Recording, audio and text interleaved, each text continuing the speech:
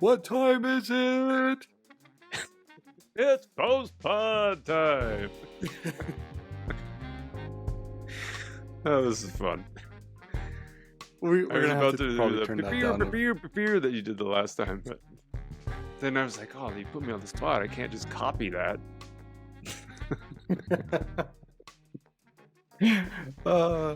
Another great conversation. NPS, everyone's favorite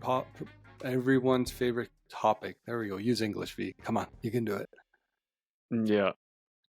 Yeah, well, it's like, now we know it's 67%, 2/3 of Fortune 500 companies are using it. Wow. Yeah, that's a I lot was of people. blown away with that.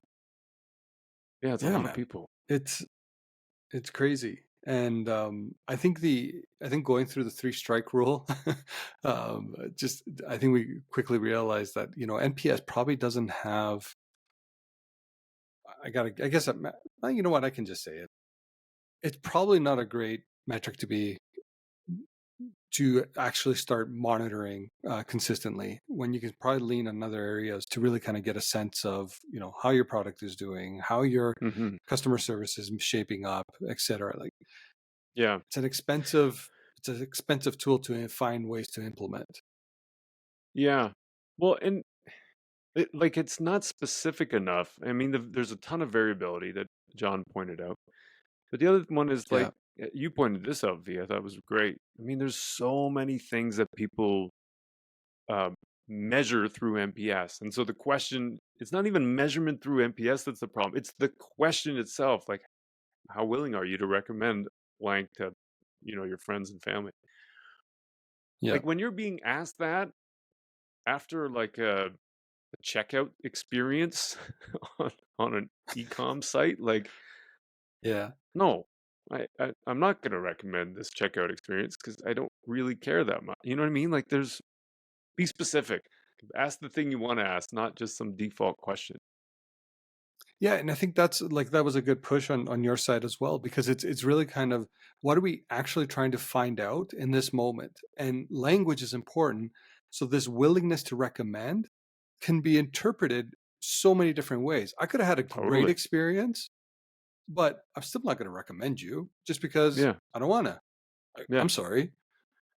And Yeah. that's okay.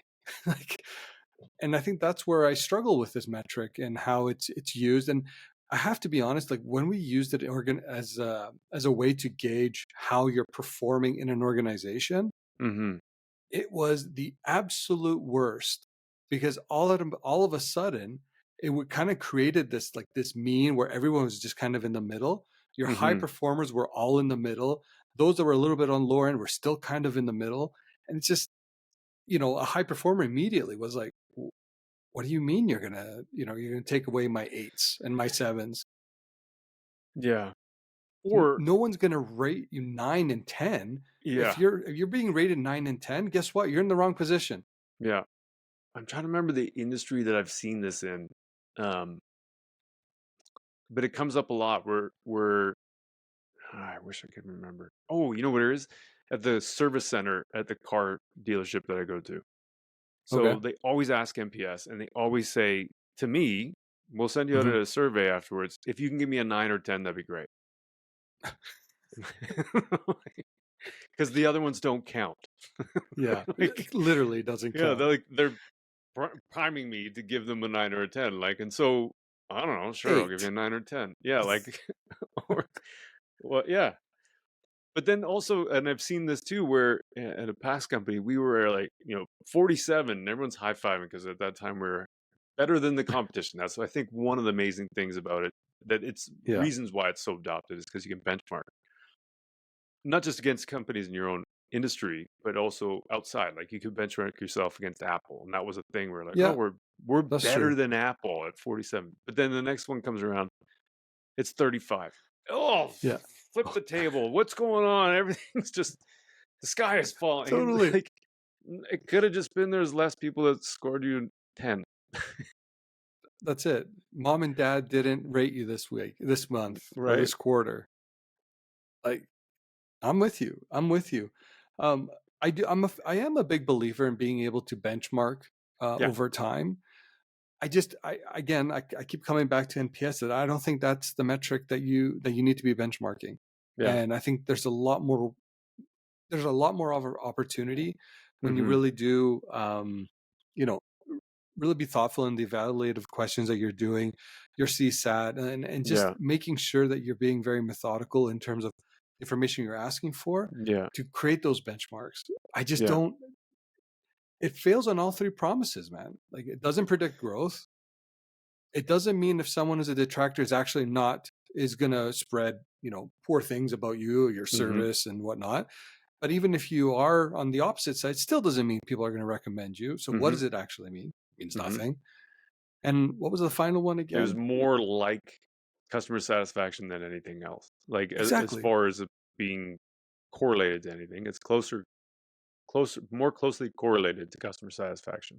Yeah. And just the way the conversation ended around, like, hey, if you're really looking at growth, you're kind of focusing on mental availability and physical availability.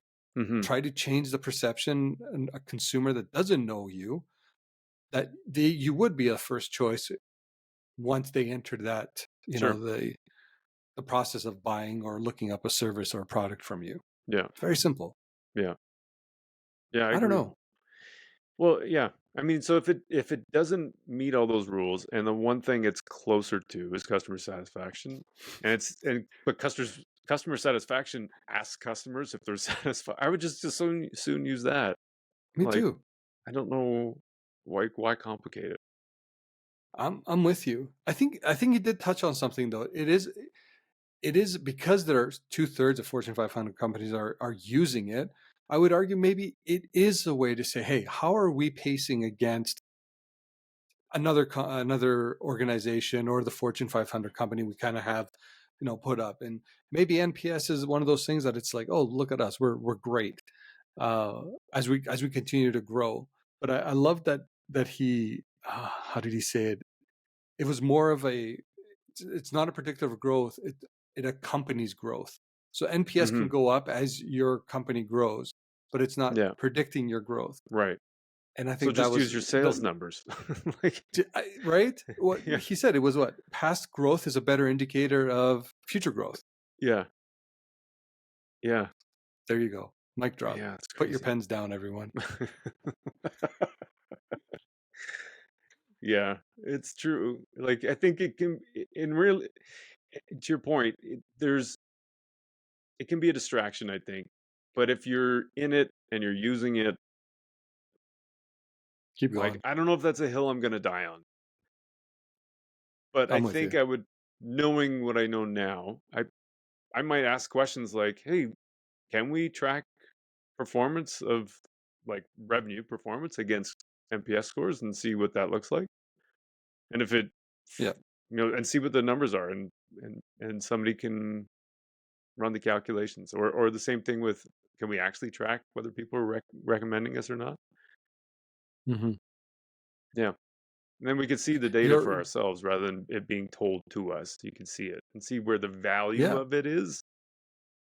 Hmm. Because maybe you're right. Maybe it is just for benchmarking.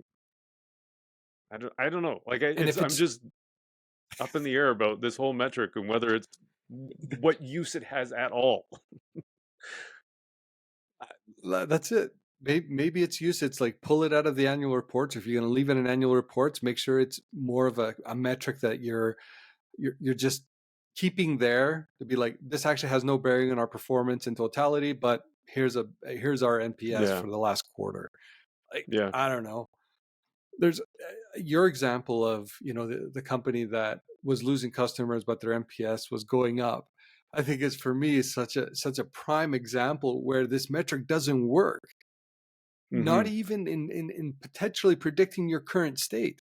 Because if your Hmm. sales are down, your sales are down, you're hemorrhaging customers, but your NPS goes up, that becomes a utterly useless metric completely. Yeah. Yeah. I don't know. I'm getting Yeah. fired up And now. so, yeah, and here I am looking at this going, okay, let's talk about, and I don't mean this in a bad way at all to John. I love the work that he did on this, but I'm like, okay, let's talk about something that matters. Like, Not that his Yeah, research totally. doesn't, but that the NPS number is, like I said before, it's, I think, ultimately a distraction. But a lot of people use it, Well, I so I think it's guess we're going to have to stick with it for a while. well, I would argue it's because of his research, and now we can start challenging it and start, Totally. pressure testing it a lot more in organizations. So, like, thank you Totally. to John and everyone else who's spending time and researching this, because we have enough information to say, you know what? Yeah, there's not enough here to suggest that NPS is a metric that we can be used to derive any meaningful meaning from. So Yeah, cool. Moving on. Where are we going to focus our attention?